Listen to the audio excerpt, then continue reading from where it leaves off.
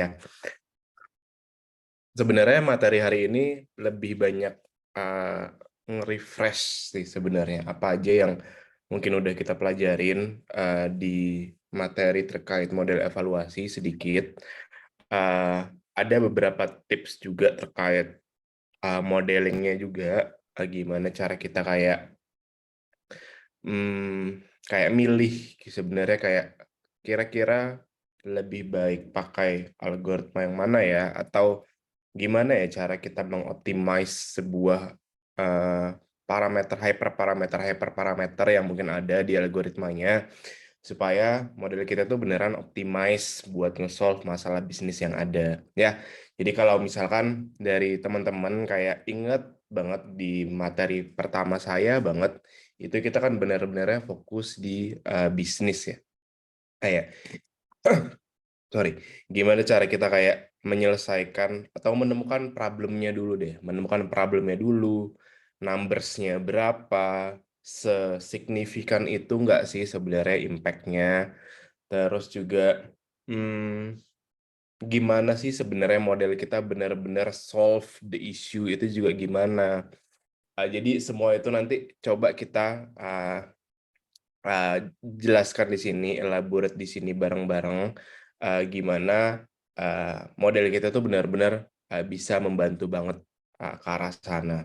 Ya, pun juga di akhir saya juga bakal kayak nyontohin sedikit aja, kayak simple contoh aja, kayak simulasi gimana sih caranya nge-translate dari performance sebuah model machine learning yang kita mungkin udah belajar ya, namanya akurasi, presisi, recall gitu-gitu, ke dalam kayak matrix bisnis yang ada, numbers-nya berapa, kayak mungkin revenue berapa, cost-nya berapa, dan lain sebagainya. Itu nanti kita bakal jelasin sedikit, sama detail sedikit mungkin terkait gimana cara kita interpretasi model lagi-lagi. Kayaknya 3 sesi terakhir saya bolak-balik ngejelasin interpretasi model karena memang sebetulnya sepenting itu use case ini. Gimana cara kita bisa ngejelasin model kita itu kenapa prediksinya demikian. Ya selain untuk kebutuhan stakeholder, juga pun untuk kebutuhan kita juga ketika kita kayak mau ngedebug ketika di sistem kita atau di model kita ada mispredict sebuah data, kita juga tahu sebenarnya fitur apa sih yang sebenarnya benar-benar bermasalah dan lain sebagainya. Ya, jadi kurang lebih outline-nya bakal ngebahas 3 poin besar ini sih sebenarnya. Yang pertama, saya bakal nge-refresh terkait matriks-matriks apa aja yang teman-teman mungkin sudah pelajarin, terus challenge-challenge yang mungkin bakal kejadian di evaluasi model itu seperti apa, sama yang terakhir terkait model interpretasi dan gimana cara kita menyampaikan ke tim bisnis atau ke stakeholder kita yang benar-benar bakal pakai nih aplikasinya nanti kayak gimana ya. Nah, mungkin di sini saya belum sempat nyiapin kayak semacam apa ya, Mentimeter yang kayak kita lakukan di sesi pertama kemarin. Belum sempat, baru disiapin tapi belum sempat. Jadi mungkin kalau misalkan teman-teman ada pertanyaan atau ada mungkin mau menanggapi sesuatu, itu nanti bisa raise hand atau lewat chat kayak biasa aja ya. Uh, Ya semoga enak ya interaksinya ya kalau teman-teman di kelas dan masih online kayak gini, semoga nanti interaksinya bisa jalan ya. Mungkin masuk yang pertama dulu buat nge-refresh yang ada aja. Mungkin agak sedikit berbeda ya dari materinya dari Mas Rizal ya sebelumnya ya. Mas Rizal menerangkan ada nulis beberapa terkait model evaluation kayak definisinya akurasi, sensitivity juga kalau saya nggak salah ingat, sampai F1 juga kalau saya nggak salah ingat juga, dan banyak sekali ya beberapa rumus-rumusnya. Di sana juga ngejelasin overfitting dan underfitting juga dan gimana cara teman-teman kayak mengatasi itu. Saya coba bakal nge-refresh lagi aja semua itu dan coba mengaitkan kalau sebenarnya kalau di bisnis itu kayak gimana sih penerapannya dan kebutuhannya gimana ya. Jadi yang pertama, kenapa sih sebenarnya sebuah model machine learning itu butuh sekali dievaluasi? Karena yang pasti Kita mau ngejaga kualitas modelnya. Kita harus meminimalisir kesalahan dari hasil prediksinya. Buat apa? Sebenarnya kan ketika kita ada problem kesalahan prediksi, kalau di data kan ya udah ya. Kalau kalau di numbers kan ya udah salah, benar, salah, benar, salah, benar. Tapi ketika kita kayak udah implementasi ke eh, real use case-nya, itu nanti dampaknya yang pasti kan ke bisnis metrics-nya, ya. Contohnya di sini, saya pengen ngambil kasusnya adalah ini, propensity model di marketing. Jadi kayak mirip-mirip kayak contoh use case saya sebelumnya ya. Apakah orang ini itu ketika diberikan marketing promo, mereka ini bakal pakai nggak? Bakal bertransaksi nggak kira-kira? Ya. Jadi pasti ketika kita menerapkan model ini, outputnya apa sih? Kita kan ada dua ya berarti ya. Uh, ya ini artinya bertransaksi dan pakai marketingnya, dan tidak ya, misalkan ya, tidak bertransaksi. Nah, untuk orang-orang yang positif nih, yang akan bertransaksi, mungkin bisa jadi kita kasih marketing effort kayak promo, misalkan yang paling gampangnya aja lah ya. Kita kasih voucher, kita kasih kupon, ataupun bahkan sesimpel kayak kita kasih aja deh rekomendasi produk yang mungkin relevan, kayak gitu-gitu. Tapi itu it's another big problem lagi kalau kita kasih rekomendasi. Jadi kita bakal small step aja buat ngasih promo, ya. Nah, kasih promo ini implikasinya kalau di kita apa? Yang pasti kan implikasinya kemarin cost kita pasti nambah ya. Cost promonya pasti nambah. Bayangkan satu orang aja kita kasih promo ongkir 10.000 misalkan. Dan kita blast sampai ke 1.000 orang. Itu aja cost kita udah banyak banget kan, berjuta-juta yang kita keluarkan buat marketing effort yang kayak gini. Nah, sebisa mungkin hasil dari model machine learning kita itu minim sekali kesalahan yang ada untuk mengurangi kerugian-kerugian cost yang ada ini. Nah, kalau misalkan kita ada kesalahan prediksi yang ada, itu teman-teman saya rasa udah belajar ya yang namanya confusion matrix ya, yang ada true positif, true negatif, false positif, false negatif, yang gitu-gitu ya kan. Kalau saya coba nge-recall lagi, false positif itu adalah di mana hasil prediksinya itu positif, padahal hasil aktualnya itu salah. Ya, jadi kita ngeprediksi mereka itu bakal tertarik nih buat bertransaksi, padahal mereka nggak tertarik. Ya, nah, ya, orang-orang kayak gini kan nanti kalau di marketing, mereka kan pasti bakal dikasih kayak marketing action yang kayak dikasih promo tadi misalkan. Nah, kalau mereka-mereka ini dikasih kan kita nggak bakal ini ya, mereka kan nggak bakal bertransaksi anyway di akhir. Tapi kita buang-buang cost promo yang besar ke mereka. Dan hal-hal kayak gini yang efeknya nanti kita bakal memperbesar marketing cost kita aja tanpa hasil apapun ya. Jadi kita buang-buang duit aja tanpa ada transaksi yang convert ke kita. Itu kan bahaya ya. Jadi akhirnya ketika teman-teman punya false positif yang besar sekali di sini, implikasinya adalah cost-nya juga membesar. Ya, itu pertama. Kedua, kalau misalkan teman-teman ngelihat dari perspektif lain, dari false negatif misalkan. False negatif itu definisinya ya, ini kayak gini. Seseorang customer itu nggak bertransaksi di hasil prediksi kita, tapi ternyata aktualnya dia mau bertransaksi, dia tertarik nih buat pakai marketing effort kita. Nah, untuk orang-orang kayak gini, ini kan mereka nggak akan ini ya, mereka kan nggak bakal dapat dikasih marketing effort kayak promo yang tadi ya. Akhirnya kita bisa aja kayak miss this opportunity, opportunity-nya hilang gitu aja. Mereka nggak aware ada marketing ini, atau mereka nggak aware ada produk ini, padahal itu mereka itu tertarik ya. Jadi kan case-case yang kayak gini mereka bakal nggak bertransaksi di kita dan bakal ada potensi penurunan transaksi atau penurunan revenue ya akhirnya di kita ya. Maka dari itu ngefek banget kalau misalkan false positifnya tadi besar, implikasinya apa? Transaksinya, TRX-nya itu bisa jadi semakin kecil. Ya, jadi case-case kayak gini cukup diperhatikan sekali ketika kita bikin machine learning model. Kita nggak melulu ngitung kayak, oh, true positifnya berapa, akurasinya berapa, F1-nya berapa. Itu sebenarnya agak sia-sia aja ketika kita nggak nge-translate itu ke bahasa bisnis. Karena kita nggak bakal ngerti kan kayak efeknya apa sih sebenarnya di bisnis yang nyata. Yaitu pertama. Nah, mungkin kalau teman-teman bertanya-tanya ya, kayak, oh, kalau ternyata ada dua, false positifnya, saya nggak mau cost-nya membengkak, tapi juga saya nggak mau transaksinya berkurang drastis juga.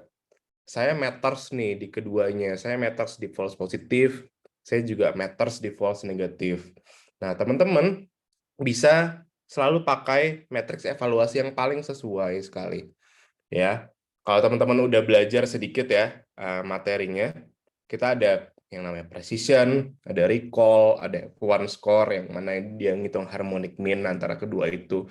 Sesuaikan aja. Kalau recall kan, kalau precision kan nanti saya jelasin di slide setelahnya ya. Kalau precision kan rumusnya true positif dibagi true positif plus false positif. Di mana semakin kecil false positifnya, precisionnya dia semakin besar. Nah, ketika teman-teman kayak meters-nya buat ngurangin false positif, teman-teman selalu bisa pakai recall. Tapi kalau misalkan teman-teman meters-nya buat ngurangin false negatif, ini precision ya tadi, sorry. Precision. Tapi kalau teman-teman meters-nya buat ngurangin false negatif, teman-teman di sini selalu bisa pakai recall. Tapi kalau meters-nya ngurangin dua-duanya, mungkin cari aja matriks lain kayak F1 score misalkan, yang mana itu adalah balance antara precision dan recall juga di satu matriks yang kita hitung di sana.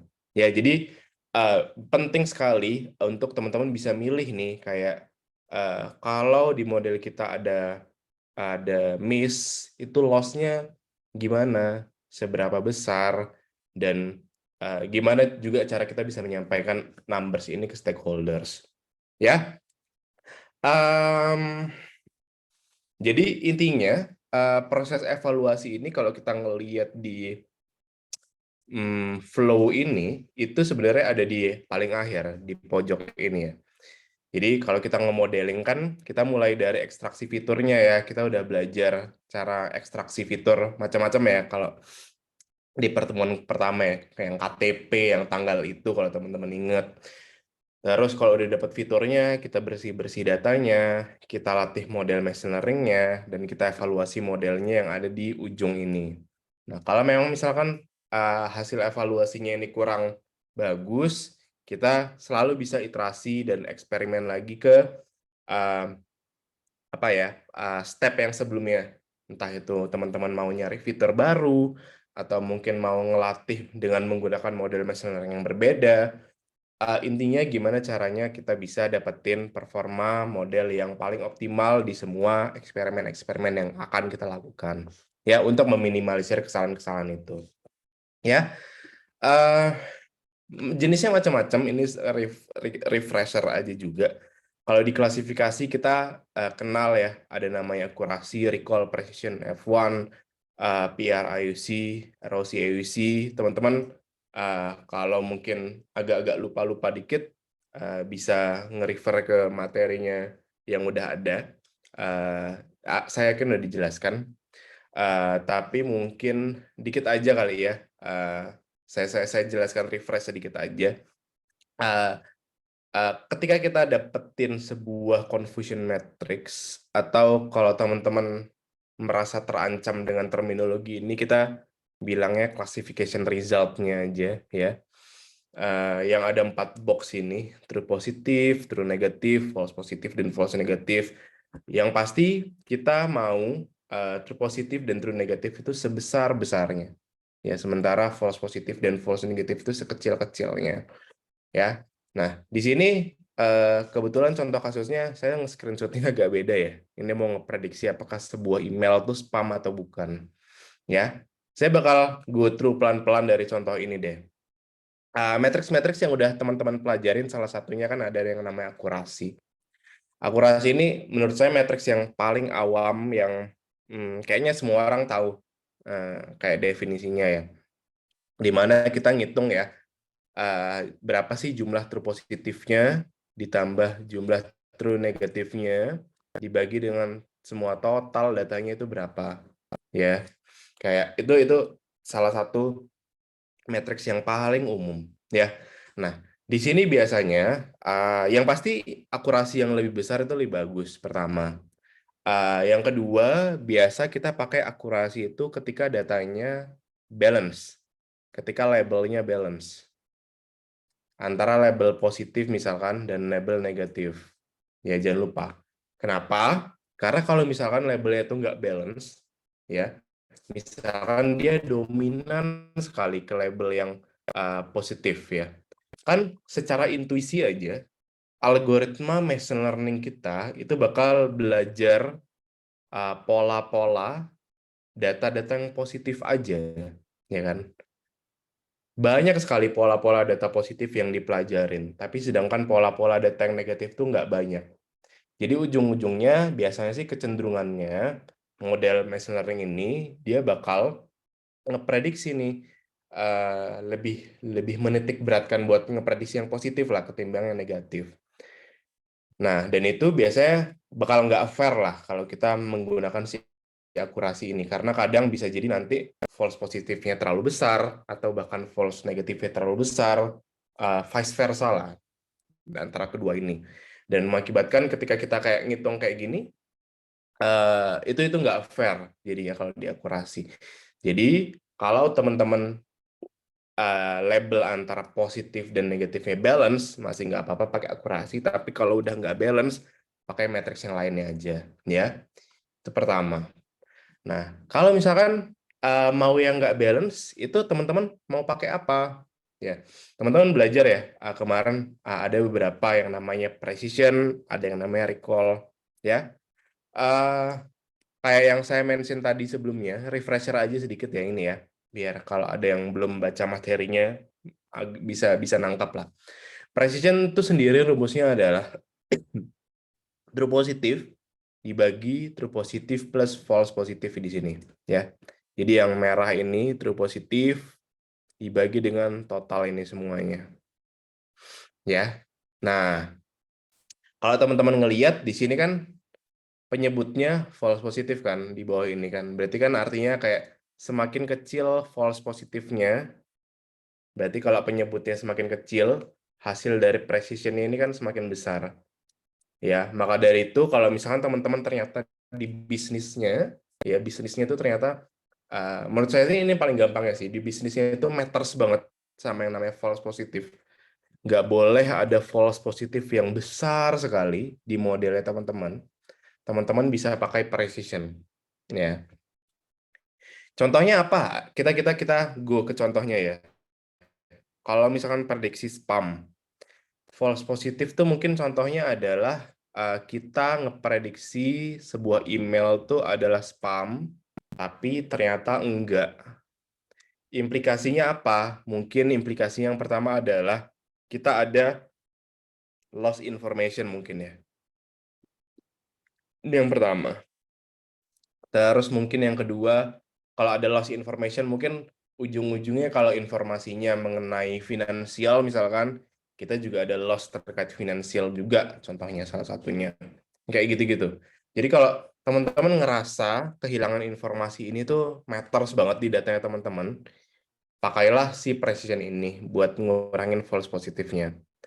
Tapi kalau misalkan teman-teman mau matters di hal lain, kayak misalkan false negatifnya, teman-teman bisa pakai yang namanya recall. Ya, kayak recall tuh rumusnya kan kayak gini, true positif dibagi true positif plus false negatif. Semakin kecil false negatifnya, semakin besar pula recall-nya. Ya. Kalau di case yang ini, false negatifnya besar tuh artinya apa? Artinya definisinya aja dulu ya. Definisinya adalah kita menganggap email itu adalah normal, padahal aslinya dia spam. Ya kan, definisi false negatif kan kayak gitu. Implikasinya apa? Mungkin jadi banyak spam. Satu kan pasti jadi banyak spam ya di inbox kita kan. Mungkin jadi experience kita kurang baik. Yang kedua mungkin kalau ternyata email spamnya terkait phishing misalkan. Terkait phishing misalkan. Phishing itu yang ada link diklik terus mungkin kasih password dan lain sebagainya. Itu kan juga extremely dangerous, bahaya banget kan sebenarnya kan. Dan kalau memang misalkan ternyata banyak banget phishing di email kita benar-benar harus matters buat ngurangin si false negatif itu kan. Nah, maka dari itu kayak coba, jadi sebenarnya menurut saya sih pemilihan matriks antara dua ini, precision atau recall, itu harus disesuaikan dengan konteks bisnisnya. Bisa jadi di use case yang sama, use case antara spam dan normal ini, tapi di company-nya berbeda, itu bisa jadi fokusnya berbeda, dan juga akhirnya matriks yang digunakan pun bisa jadi berbeda. Ya, jadi pesan dari saya sih kalau di sini, jangan disamaratakan. Kalau misalkan kayak, oke, kasusnya spam prediction, oke, saya harus pakai matriks ini.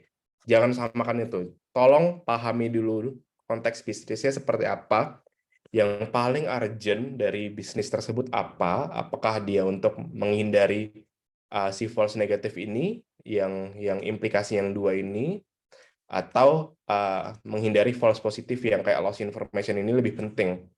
Atau kalau memang dua-duanya penting, kita pakai matriks yang lain aja ya buat kita optimize kayak gitu ya.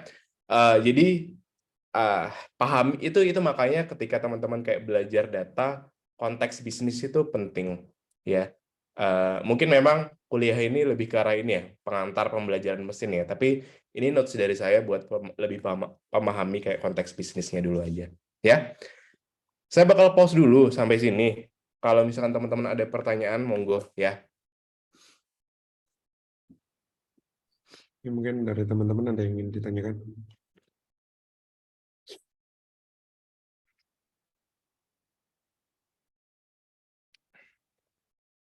Lewat chat boleh, lewat chat.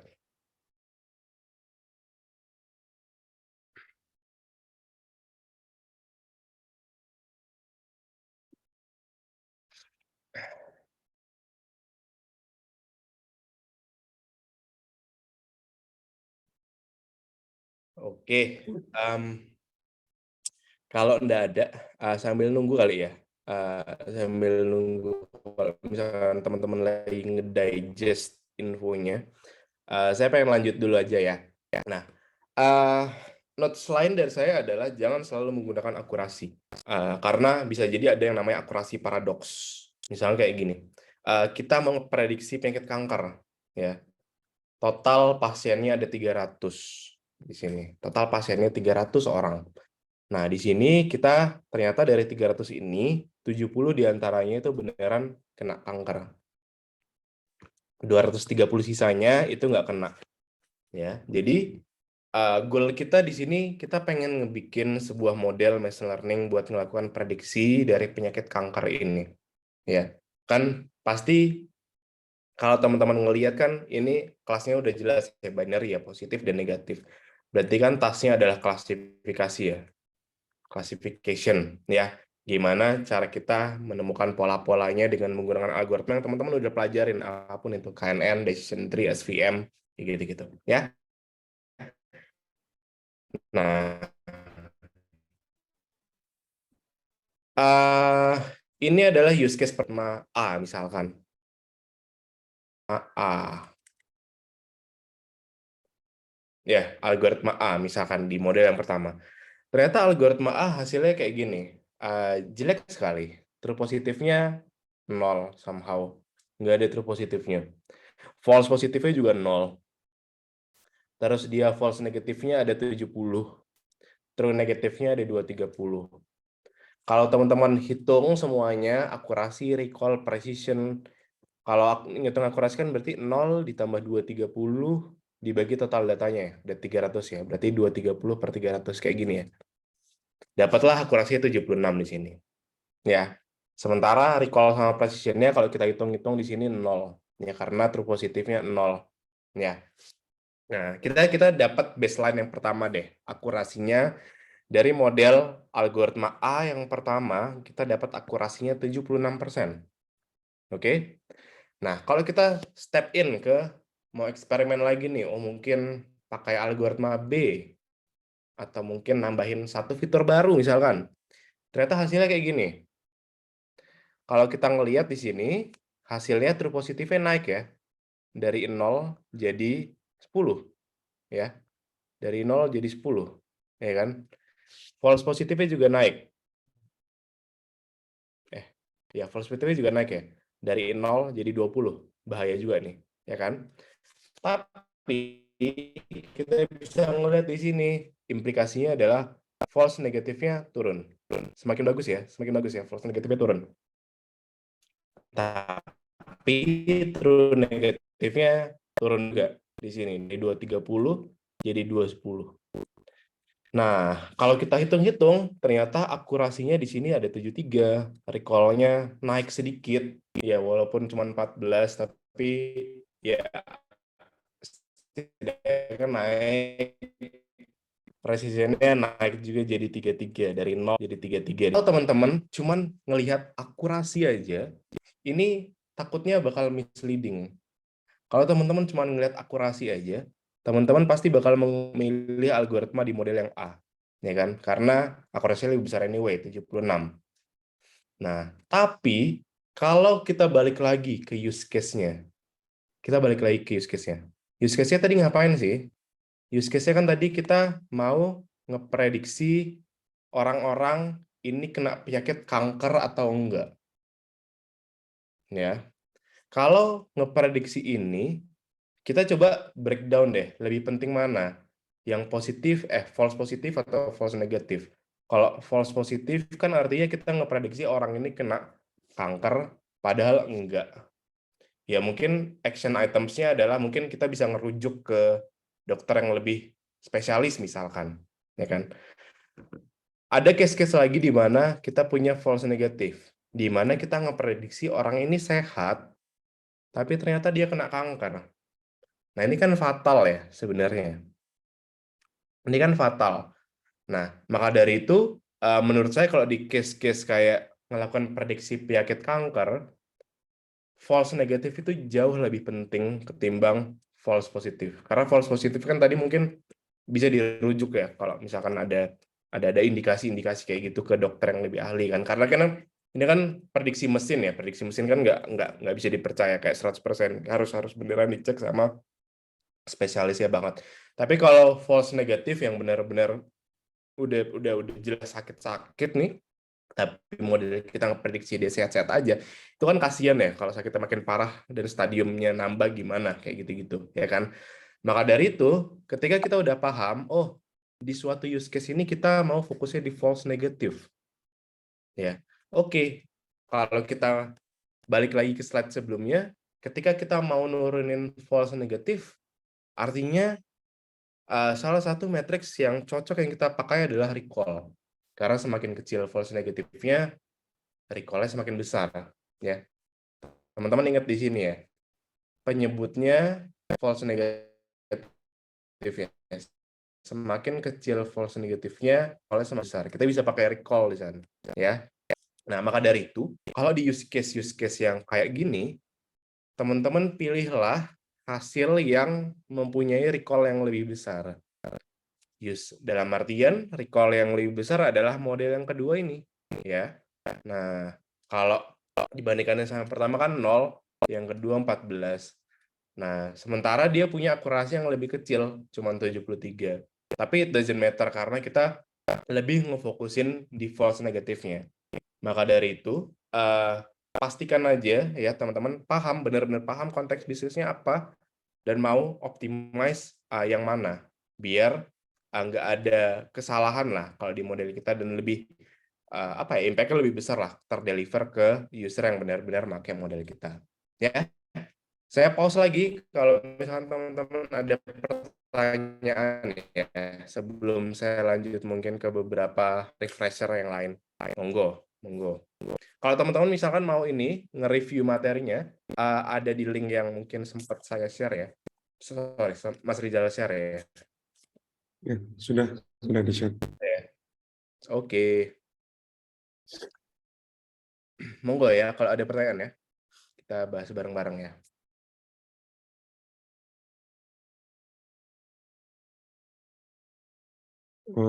Untuk teman-teman juga materi materi terkait dengan apa evaluasi ini sudah ada di e-link juga ya. Jadi APPT-nya ada di situ. Jadi ini inline dengan apa yang disampaikan oleh Mas Reski. Hari ini juga ya Mas harusnya ya? Di Ya, pertemuan bikin ya. ya, ya. Yes. Oke, kita lanjut ya. Pak Mas, slide-nya masih banyak. Nah, matriks-matriks lainnya sebenarnya teman-teman mungkin detailnya bisa baca di slide-nya Mas Rizal ya. Tapi di sini saya nyampaikan beberapa aja. Ada matriks-matriks lainnya mungkin buat kasus-kasus yang kayak imbalance tadi. Karena kan tadi saya sempat sampaikan ya, kalau di awal kasusnya imbalance bisa jadi dia bias dan nggak fair, nggak adil gitu ketika kita pakai akurasi. Jadi ada beberapa matriks-matriks yang lain. Salah satunya adalah ROC AUC namanya, area under ROC curve ya. Si ROC AUC ini sebenarnya saya nggak bakal ngejelasin detail, tapi intinya dia menyeimbangkan antara true positive rate dan false positive rate lah kalau di sini.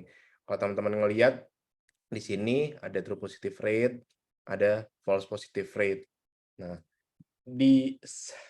ini panjang kalau dijelasin sih. Ketika kita mau ngebentuk ROC curve ini, kita bakal kayak banyak eksperimen lah dengan beberapa threshold. Jadi kalau teman-teman di klasifikasi itu ada namanya istilahnya threshold ya. Jadi kalau misalkan lebih dari 0,5 probability-nya dia bakal terprediksi 1, kalau kurang dari itu dia bakal terprediksi labelnya negatif, ya kan. Nah, threshold ini dia bakal dimainkan lah kalau di sini untuk membentuk kurva erosi yang bermacam-macam nanti titik-titiknya. Kalau misalkan threshold-nya 0,5, dia true positive rate-nya berapa, false positive rate-nya berapa. Kalau dinaikin jadi 0,6, dia jadi berapa, dinaikin jadi 0,7, jadi berapa, dinaikin 0,8 jadi berapa, dan lain sebagainya. Jadi bakal dari semua data point itu nanti bakal kebentuk yang namanya kurva ROC ini. Itu definisi kurva ROC. Detailnya mungkin teman-teman bisa baca lebih jauh ya di referensi yang lainnya. Tapi yang saya mau sampaikan di sini adalah ada matriks yang namanya area under ROC curve. Ya, jadi ketika kita punya kurva ROC yang ini, misalkan yang ini ya, yang kayak gini tadi, kurang lebih, kita bakal ngitung nih area under kurva ROC ini berapa yang saya arsir ini. Ya. Semakin besar areanya, itu semakin bagus. Oke? Nah, semakin besar areanya juga, semakin kita bisa memisahkan antara label positif dan label negatif dengan lebih confidence. Kalau teman-teman melihat di sini ya, semakin besar AUC-nya di sini, ya, distribusi antara label yang positif yang merah ini dan yang negatif yang ini kan misahnya lebih sempurna ya. Jadi ini benar-benar bisa ngebedakan antara prediksi antara label yang satu dengan label yang lainnya, kayak gitu-gitu. Ya, ini salah satu matriks yang cukup sering lah dipakai. Lainnya adalah ada yang namanya F1 score juga. F1 score ini intinya kayak ngitung rata-ratanya lah, harmonic mean-nya antara precision dan recall. Rumusnya kayak gini, 2 dikali precision dikali recall ditambah precision plus recall. Kalau teman-teman baca lainnya, ada istilahnya namanya F beta score juga, itu lebih ngegeneralisir juga dari F1. Tapi biar lebih mempermudah aja ya pemahaman hari ini, saya lebih simpel aja. Si F1 ini kalau teman-teman lihat kan cukup rata-rata lah ya, rata-rata antara precision dan recall ini. Dan biasanya si F1 ini itu cukup bagus kalau misalnya teman-teman punya data yang extreme imbalance. Kayak misalkan biasanya 99/1 atau 98/1. Secara teori sih lebih bagus karena apa ya, dia lebih consider dua-duanya kan antara precision dan recall, dan dua ini tuh lebih apa ya, lebih balance lah akhirnya, dan benar-benar sama rata kita ngelihat performanya antara si precision dan recall ini ya. Jadi misalkan di suatu use case teman-teman harus milih nih antara si false positif dan false negatif yang harus dikurangin yang mana ya? Apa yang harus kita pakai ya, precision atau recall ya? Oh, ternyata dua-duanya penting. Ya udah teman-teman bisa pakai F1 aja salah satunya. Ya, karena ini juga cukup rata-rata lah nilainya dari kedua matriks ini. Ya. Jadi mungkin itu aja sih refresher-nya kalau dari saya terkait matriks-matriks evaluasi ini. Dan sebenarnya masih cukup banyak ya. Lagi-lagi ini disesuaikan aja sama use case-nya teman-teman. Yang cocok yang mana ya. Note-nya jangan selalu melulu pakai akurasi di setiap kesempatan yang ada, tapi coba sesuaikan dengan bisnisnya apa. Karena kalau teman-teman salah milih matriks evaluasi, misalkan ternyata akurasinya tinggi nih misalkan, tapi ternyata precision-nya rendah. Yang harusnya kita fokusnya di precision, teman-teman milihnya akurasi misalkan ya. Teman-teman optimize terus. Pokoknya yang akurasinya terbaik yang mana? Akurasinya terbaik yang mana? Padahal ternyata precision-nya segitu-segitu aja, kecil-kecil aja. Kan ujung-ujungnya impact-nya nggak begitu besar kan ke bisnis yang teman-teman implementasikan. Jadi ini penting sekali buat kita pilih matriks evaluasi yang paling sesuai yang harus kita optimalisasi, ya. Itu saja notes-nya. Mungkin refresher lainnya adalah teman-teman juga belajar yang namanya overfitting, underfitting, dan best fit optimum ya kalau di materi hari ini.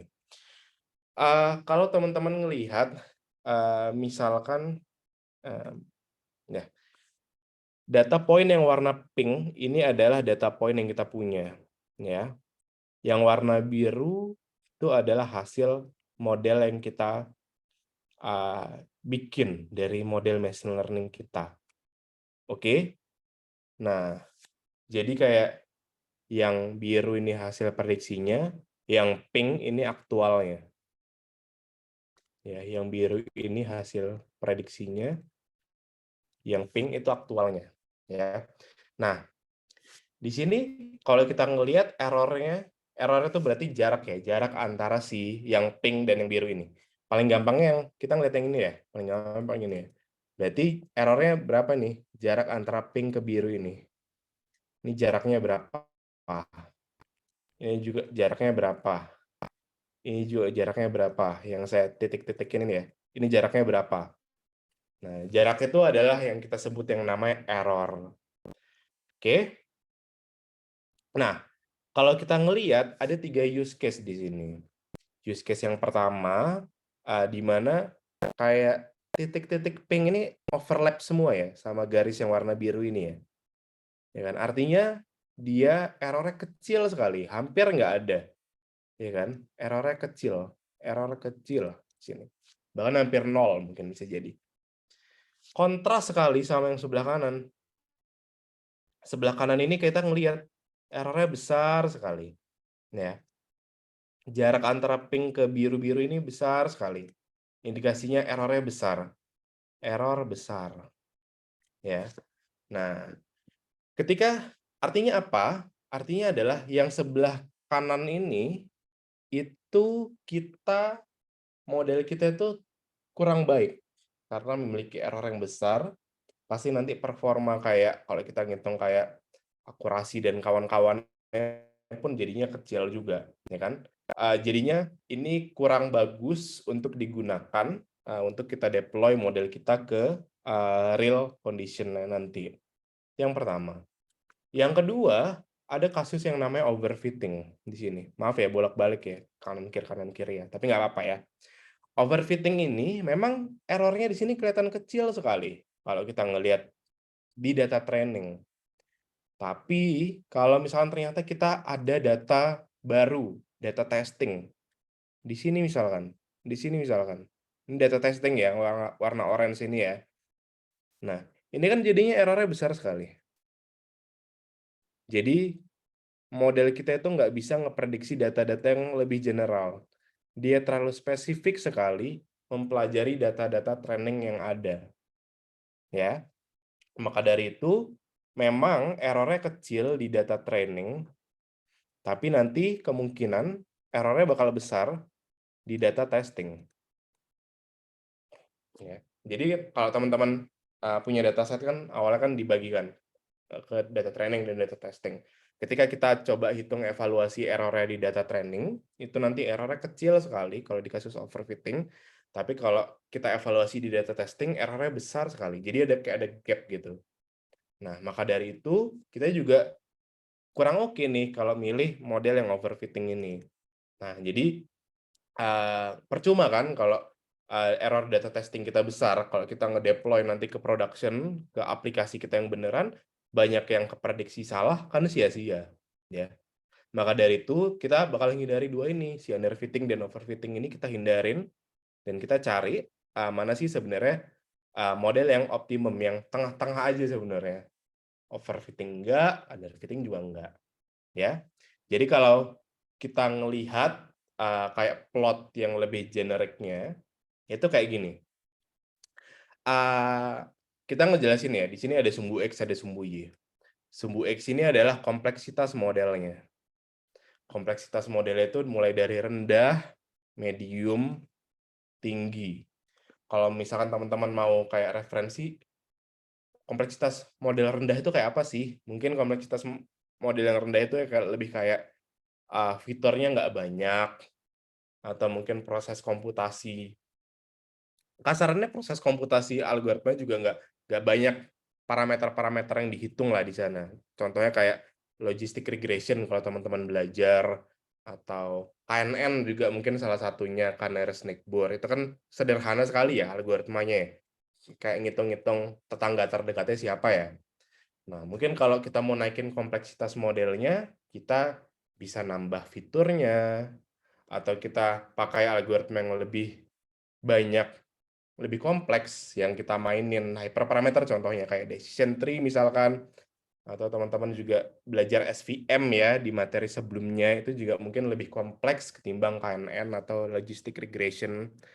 Atau mungkin kalau teman-teman familiar sama neural network misalkan, itu juga kompleksitasnya lebih tinggi lagi.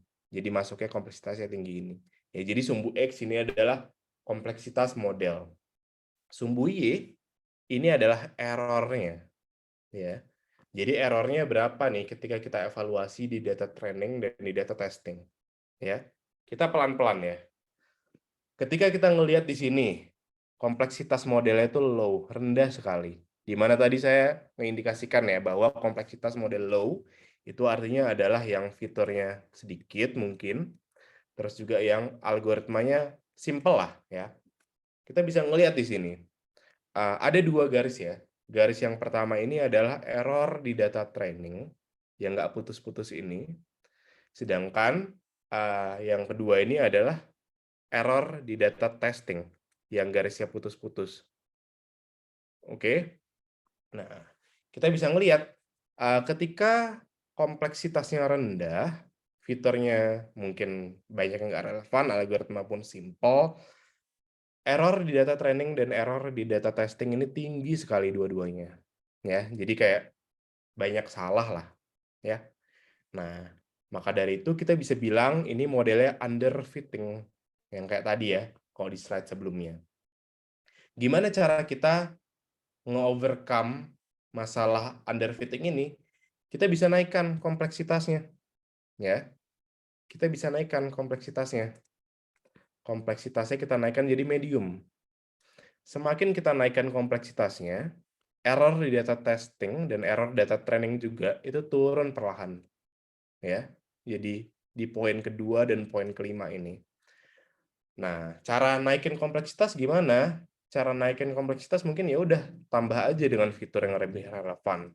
Atau mungkin ya coba aja tuning hyperparameter yang lebih kompleks di algoritmanya. Itu juga salah satu apa ya, nambah kompleksitas modelnya lah. Ya, tapi ketika kita nambah kompleksitas jangan sampai kebablasan juga. Karena kalau nambahnya kebablasan itu nanti jadinya error data training itu jadinya turun banget, jadi makin bagus sekali. Tapi kecenderungannya error data testing itu naik. Yang kayak tadi, itu adalah kasus-kasusnya overfitting di sini namanya. Ya. Jadi di sini udah mulai ada gap nih antara error di data training dan error data testing mulai ada gap. Ya, itu ciri-cirinya. Kalau misalkan ternyata sebutkah akurasi ya misalnya. Akurasi di data training misalkan itu 0,99. Ini teman-teman udah harus curiga sebenarnya. Terus di data testing misalkan ternyata 0,7. Ini kan gap-nya besar banget ya. Hampir 0,3 ya. Ya, ini udah ada ciri-ciri ini adalah definisi overfitting sebenarnya. Gap antara data akurasi atau performa di data training dan data testing itu gap-nya besar sekali. Ya. Beda kalau kita ngelihat yang kayak di poin 2 dan 5 ini. Ini kan kecil ya gap-nya ya. Ya, jadi kayak mirip-mirip lah apa ya, hasil performa antara si data training dan data testing itu kan mirip-mirip ya satu sama lain. Nah, dari itu ya sebisa mungkin teman-teman selalu optimasi modelnya.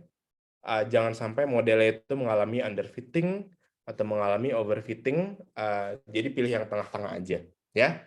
Jadi kalau misalkan teman-teman dapat nih modelnya overfitting, teman-teman selalu bisa ngurangin kompleksitas modelnya, ya. Mungkin melakukan fitur selection.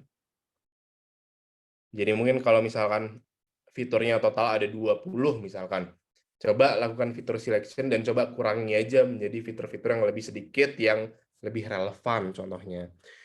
Atau mungkin ya coba aja algoritma yang lebih sederhana aja sih sebenarnya. Coba itu bisa dicoba salah satunya. Jadi untuk mengurangi kompleksitas modelnya agar tidak menjadi overfitting itu.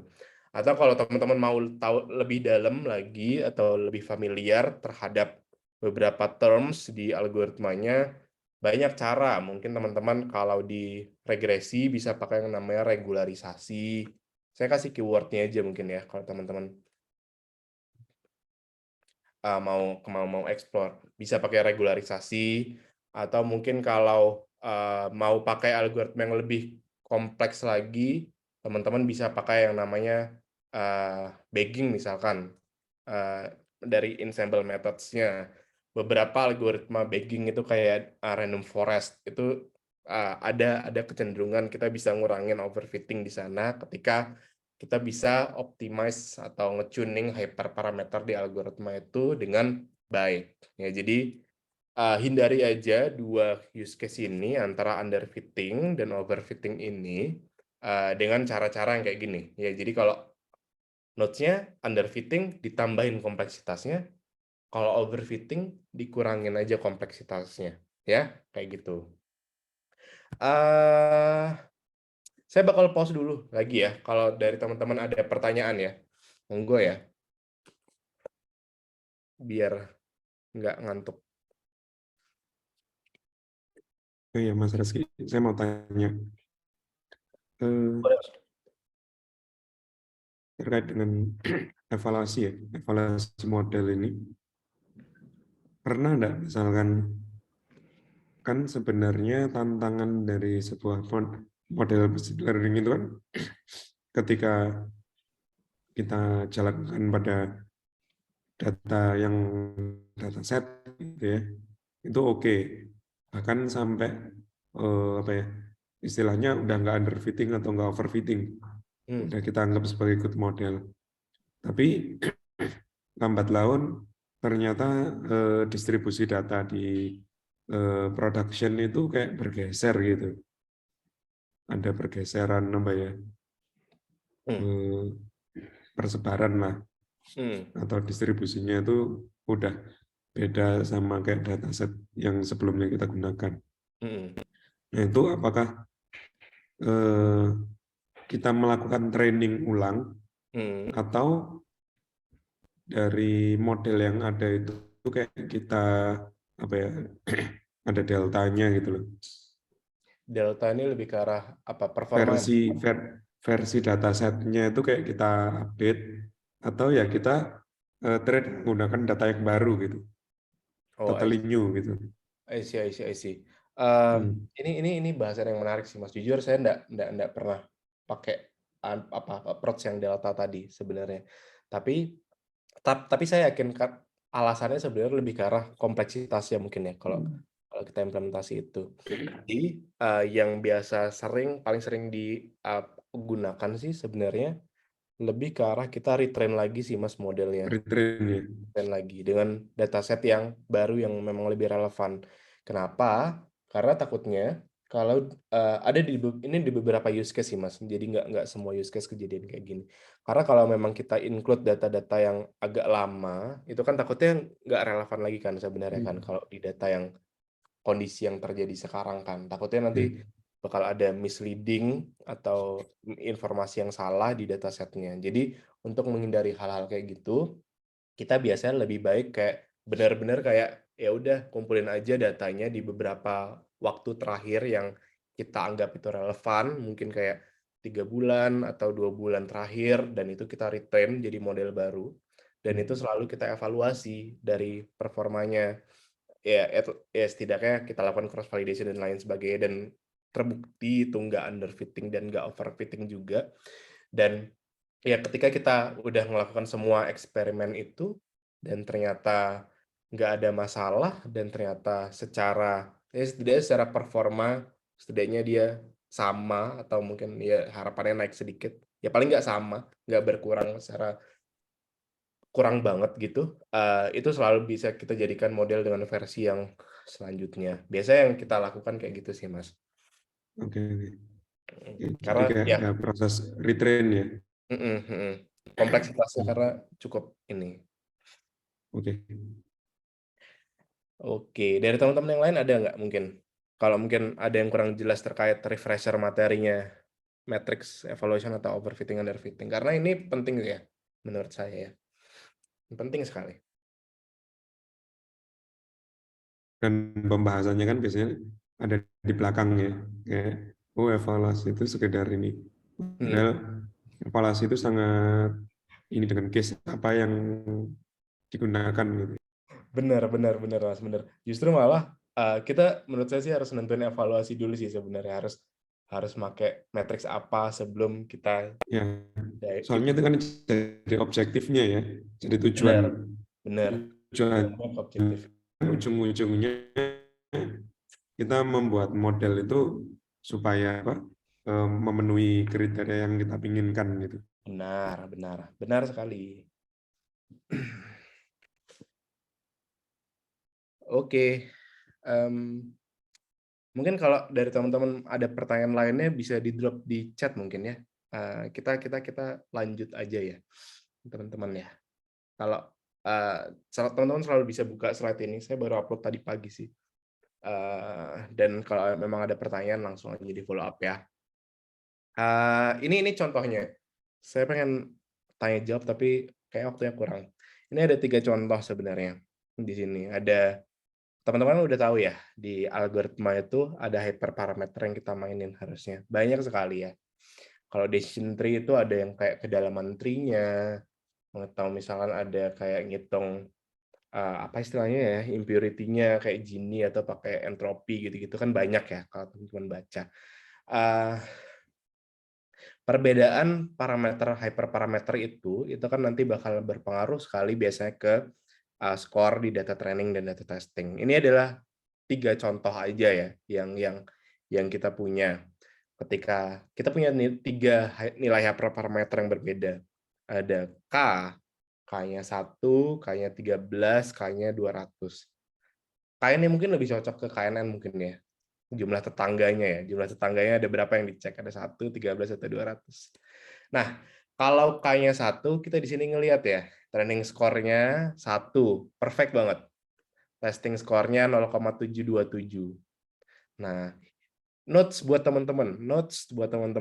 Ketika teman-teman ketemu training score-nya 1, 99, 98, teman-teman jangan senang dulu ya. Ini selalu curiga. Kenapa bisa seperti itu? Selalu curiga. Skeptis dulu, selalu curiga. Pasti ada yang salah. Nggak mungkin training score bisa sebagus itu. Terlebih juga testing score ya. Kalau misalkan testing score-nya juga ternyata dapat 1 atau 0,98, 99 sama juga ya. 99. Selalu curiga, pasti ada sesuatu. Entah mungkin bisa jadi datanya bocor, atau data bocor itu artinya data yang harusnya di data testing ternyata dia muncul juga di data training kayak gitu-gitu. Atau distribusinya juga bocor, kayak mungkin yang harusnya distribusi di data testing kita benar-benar totally unknown, nggak tahu sama sekali, oh ternyata ada pola-pola yang ternyata dipelajarin data training. Atau mungkin ternyata ya banyak hal ya, yang kayak gini-gini. Tolong kalau ke teman-teman ketemu kayak gitu, selalu di double check. Kenapa alasannya bisa seperti itu? Itu pertama. Ya. Nah, balik lagi ke case yang ini. Kalau misalkan teman-teman ketemu case kayak gini, training score-nya 1, testing score-nya 0,7, ini kan gap-nya besar. Ya, 1 ke 0,7. Maka dari itu di sini indikasinya overfitting biasanya. Ketika K-nya 200 juga sama, training score-nya kecil, testing score-nya kecil, ini indikasinya ke underfitting, ya. Jadi kayak ya dua-duanya kecil gitu, ya. Maka dari itu dua contoh ini kan kurang bagus ya kalau kita ngelihat ya. K-nya sama dengan 1, testing score-nya juga nggak begitu bagus. K sama dengan 200, testing score-nya juga nggak begitu bagus. Maka dari itu coba cari yang tengah-tengahnya aja, yang best fit gitu. Di K sama dengan 13 kayak gini. Nggak apa-apa skor data training berkurang, asal dia nggak overfitting dan nggak underfitting. Dia lebih robust modelnya, dia lebih general untuk memprediksi sesuatu data testing yang lebih general dengan secara tepat. Ya, itu aja sih contoh-contoh kayak nentuin overfitting dan underfitting yang paling mudah sebenarnya. Jadi ketika teman-teman notes-nya, kalau dari saya refresher-nya, ketika teman-teman milih matrix, pilihlah itu di awal ya kayak tadi ya, dan sesuaikan dengan kebutuhan bisnis. Kira-kira mana sih matrix yang paling penting buat dioptimize?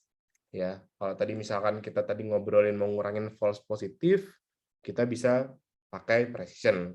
Atau mau ngurangin false negatif, contohnya kita bisa pakai recall.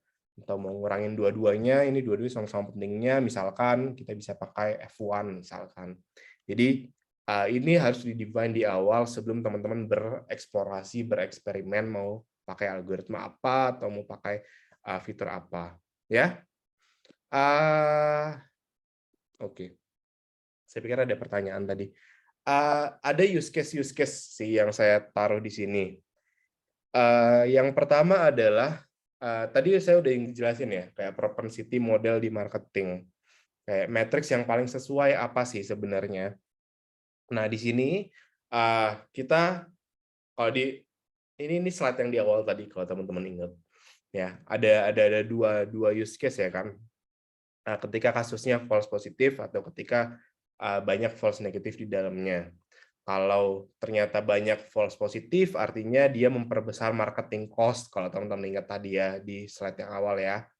Kalau banyak case-case false negatif, dia bakal ada potensi transaction atau revenue loss, kayak gini.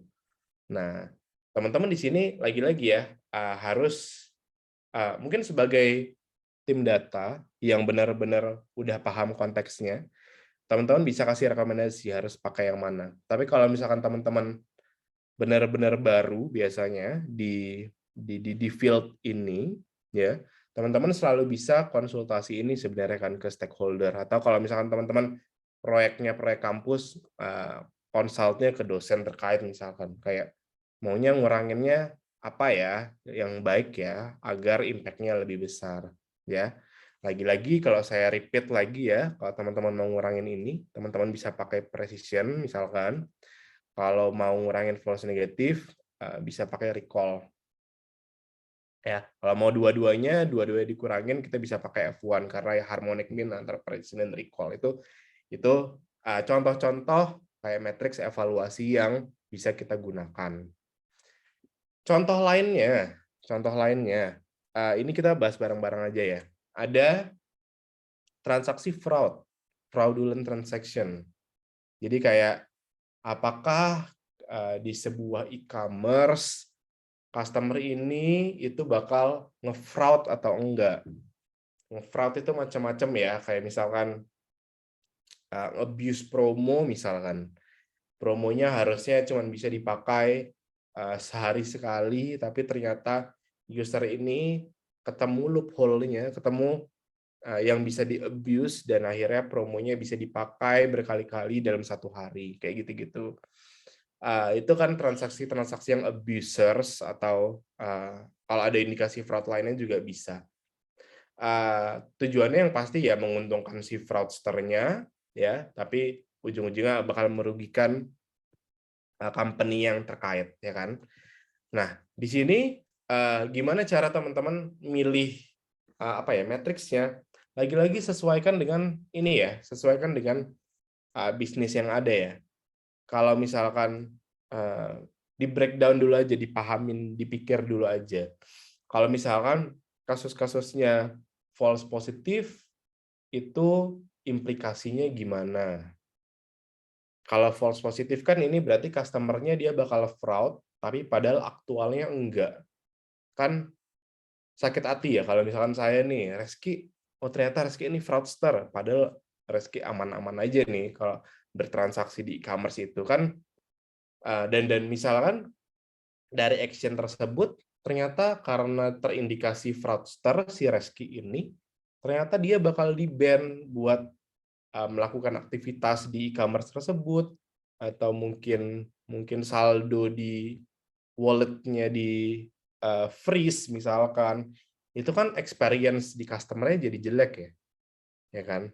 Mungkin bisa jadi efeknya experience di customer-nya jelek, negatif ya, kalau saya tuliskan di sini kan. Jadi dan bisa jadi selain experience jelek, bisa jadi saya Reski ini nggak jadi bertransaksi, ya.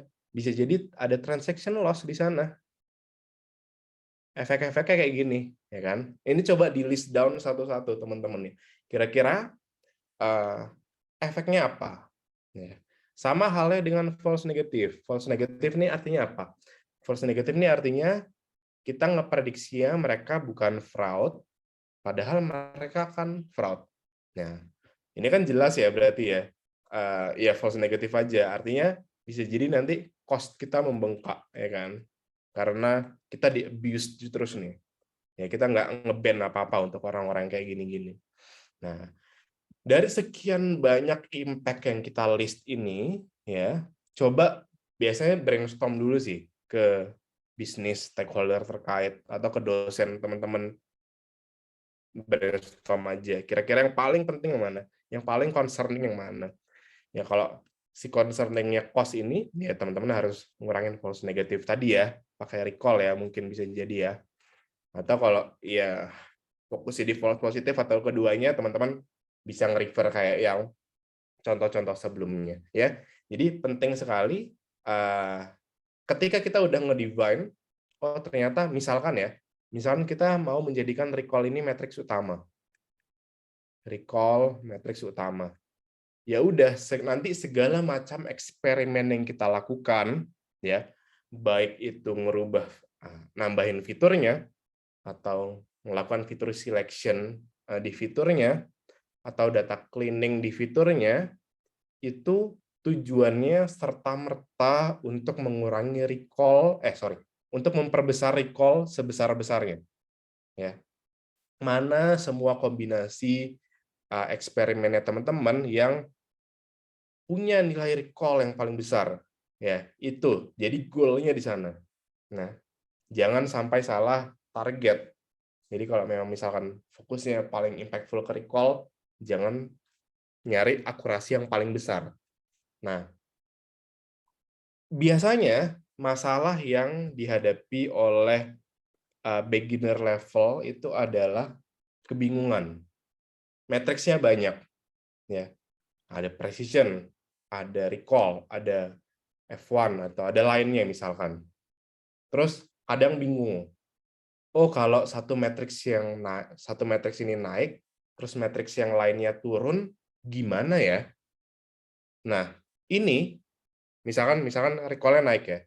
Recall-nya naik. Terus ternyata apa ya contohnya ya? Precision-nya deh. Precision-nya turun.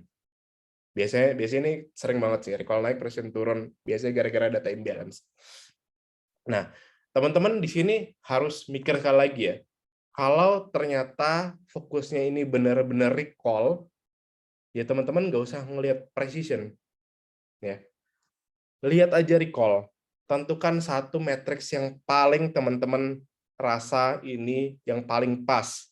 Pilih satu aja. Ya. Ini tips untuk semua pekerjaan data lainnya sih. Matriks itu banyak. Jadi ketika kita banyak matriks yang kita pertimbangkan, kita pikirkan, itu kecenderungan untuk kita mempunyai kesalahan pengambilan keputusan itu biasanya lebih besar. Ya. Jadi ketika teman-teman, ini tips ya, ketika teman-teman punya matriks yang banyak sekali, brainstorm itu, diskusikan itu ke stakeholder, ke tim, ke dosen, kalau case-nya teman-teman, pilih satu aja matriksnya. Ya. Kalau recall ya recall. Kalau misalkan ngobrolin terkait bisnis matrix, mau mau mau mau minimize cost atau mau memperbagus experience, pilih salah satu. Apakah cost itu lebih penting atau experience itu lebih penting? Pilih salah satu, ya. Yang paling North Star matrix-nya kalau kita bilang ya. Nah, kalau itu udah dan itu yang menjadi pengambilan keputusan, ya. Jadi pilih salah satu, ya. Kalau ternyata itu naik, recall-nya naik dan precision-nya turun, ya udah kita tetap pakai model yang recall-nya paling bagus tadi. Ya karena kita dari awal udah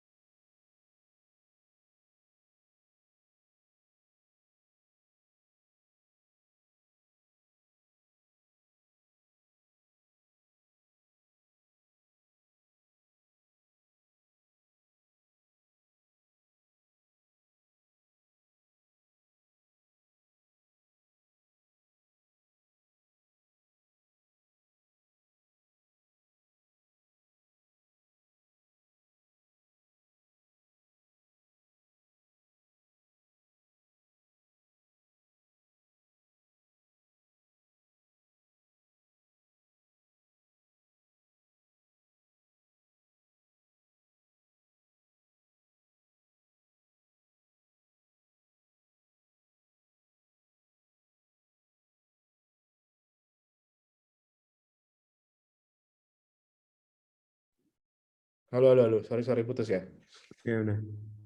Lama nggak Mas? Putusnya Berapa? Mas? Enggak, enggak. Nggak. Enggak, enggak ada Ya. 1 menit udah sampai. Oke. Em, ya, itu sih notes-nya. Jadi pastikan teman-teman pilih satu matriks yang paling utama ya, North Star-nya apa. Ya. Em, ini slide 27. Oke, mungkin notes-notes lainnya aja ya. Saya cerita-cerita aja. Challenge-challenge di modeling apa sih? Challenge-challenge di apa sih? Yang pertama ada imbalance class. Kayak yang mungkin tadi saya sempat mention ya, imbalance class ini bakal rancu kalau misalkan kita pakai evaluation matrix yang kurang sesuai, kayak akurasi atau ya akurasi salah satunya ya, karena ya dia nggak bakal reflect performa yang paling sesuai di data kita. Yang kayak tadi, misalkan kalau ternyata label positifnya itu lebih uh,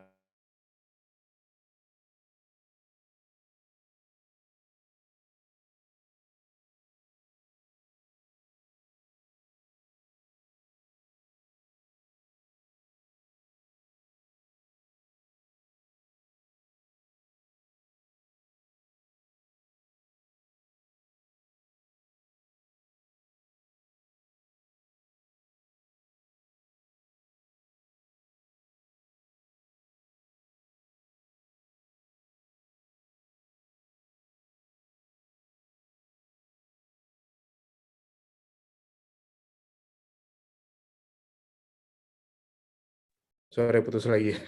Sorry putus. Ya, saya ulangi ya. Buat yang buat yang challenge buat imbalance. Ya.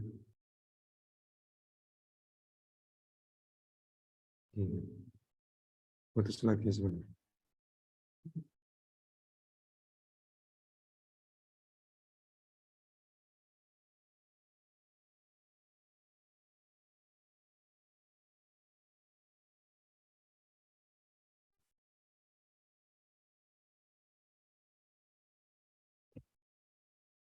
Halo, tes.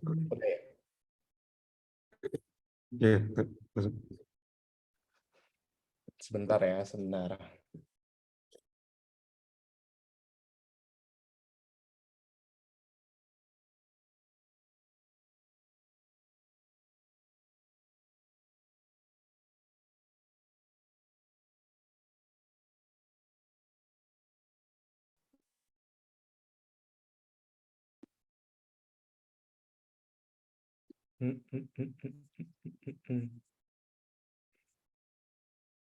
Saya mungkin izin ini ya, matiin video ya, biar nggak terlalu ini ya. oke.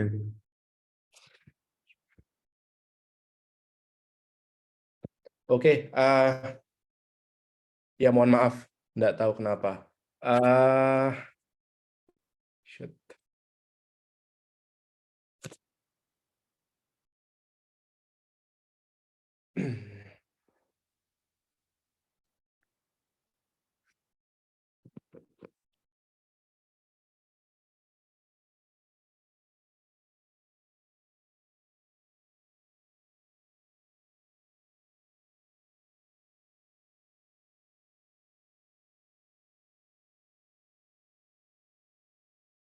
Oke, lanjut lagi ya. Mohon maaf teman-teman ya. Buat challenge lainnya kayak imbalance class tadi, kita harus selalu eksperimen kalau misalkan mau melakukan undersampling atau oversampling itu kira-kira performanya gimana? Apakah itu serta-merta menaikkan performa apa enggak? Walaupun kita udah ngitung kayak cross validation-nya dan lain sebagainya. Ini contoh-contoh aja ya. Gimana sih sebenarnya imbalance class? Maaf. Gimana sih imbalance class ini itu bisa mempengaruhi performa dari model kita yang ada. Nah, di sini contohnya kita punya dataset banyak sekali, ada 145.000 baris. Nah, ada dua label positif dan label negatif. Ya. Nah, ternyata dia imbalance sekali. Kelas yang minoritas dia cuman 1.200 rows aja dari 145.000. Sedikit sekali ya. Sedangkan yang mayoritas dia ada 143.000. Major banget ya. Ini kayaknya ya 99/1 mungkin ya, pas 98/2 mungkin ya. Sangat ekstrim sebenarnya kalau imbalance kayak gini. Nah, ada beberapa riset sih sebenarnya yang saya comot-comot dari beberapa paper buat hari ini. Yang pertama adalah ketika teman-teman kayak mungkin menggunakan ngelakukan undersampling terutama. Jadi kayak misalkan datanya mungkin yang dari harusnya 145.000 tadi, kita undersampling jadi cuman kayak kalau datanya jadi 50.000 gimana, jadi 30.000 gimana, jadi 20.000 gimana, dan seterusnya. Nah, ini menariknya adalah ketika teman-teman menggunakan beberapa matriks di sini, kayak akurasi atau apa, itu ada kecenderungan di beberapa riset state bahwa ketika kita mempunyai dataset yang cukup imbalance, ya, ketika kita kayak mau nambah sampel yang lebih besar lagi, terutama untuk kelas-kelas yang mungkin lebih minoritas, ya, itu ada kecenderungan akurasinya menurun. Kayak di gambar yang di sebelah kanan ini. Yang di sebelah kiri padat banget ya, nggak usah dilihat ya. Gambar yang di sebelah kanan ini. Dia akurasinya cenderung menurun terus ketika kita kayak nambah sampel size. Jadi sampel size-nya kita kayak oversampling lah dari yang minoritas berapa tadi? 1.200 baris, mungkin kita oversampling jadi lebih banyak lagi mungkin. Itu akurasinya cenderung menurun. Jadi hati-hati pertama, terlebih ketika pakai akurasi ya.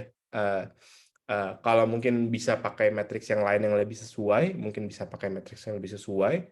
Tapi di sini notes-nya lainnya adalah juga kita harus hati-hati ketika kayak imbalance class itu cara perlakuan kita gimana. Apakah serta-merta harus di oversampling biar sama jumlahnya, atau mungkin kita harus oversampling dengan rasio tertentu, itu juga harus kita eksperimenkan di sana. Jadi hati-hati ketika kayak kita bermain di imbalance class, rasionya mau berapa kalau di oversampling.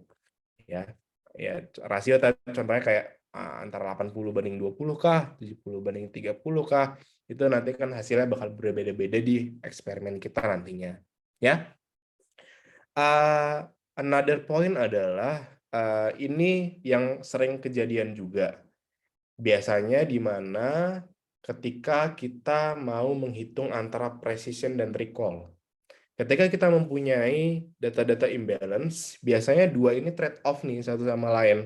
Ya, di sini kita bisa ngelihat ya, setiap kita naikin sampelnya jadi jumlah datanya jadi 50.000, 100.000, 150.000 dan seterusnya. Ya, ini kecenderungan precision itu naik terus kalau di sini.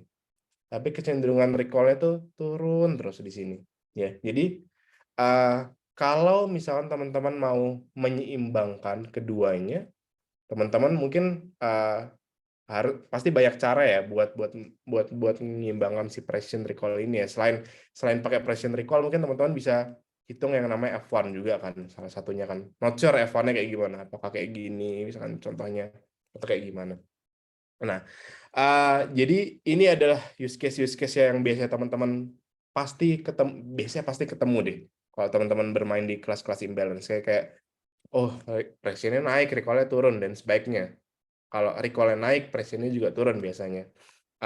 Jadi notes-nya pastikan aja teman-teman pilih matriks yang relevan kalau kasus-kasus imbalance kayak gini, dan jangan bingung kalau emang ini kejadian, dan karena ini cukup umum untuk ditemukan, ya. Jadi solusinya sebenarnya adalah ya penting banget teman-teman kayak yang pertama tadi ya, matriksnya. Satu matriksnya lupa. Sorry. Lupa ditulis. Satu matriks yang sesuai. Matriks sesuai. Ya, itu penting buat dipilih ketika teman-teman punya imbalance class. Dua, penting juga punya eksperimen yang lebih deep lagi. Ya, gimana sih sebenarnya kasus-kasus yang label imbalance ini itu bakal mempengaruhi performanya. Yang tadi, ya, kalau misalkan teman-teman mau melakukan oversampling misalkan, mau berapa rasionya? Nggak harus 50/50, tapi bisa antara label positif negatifnya bisa mungkin 40/60, terus kayak 70/30, 75/25. Mana sih sebenarnya yang terbaik?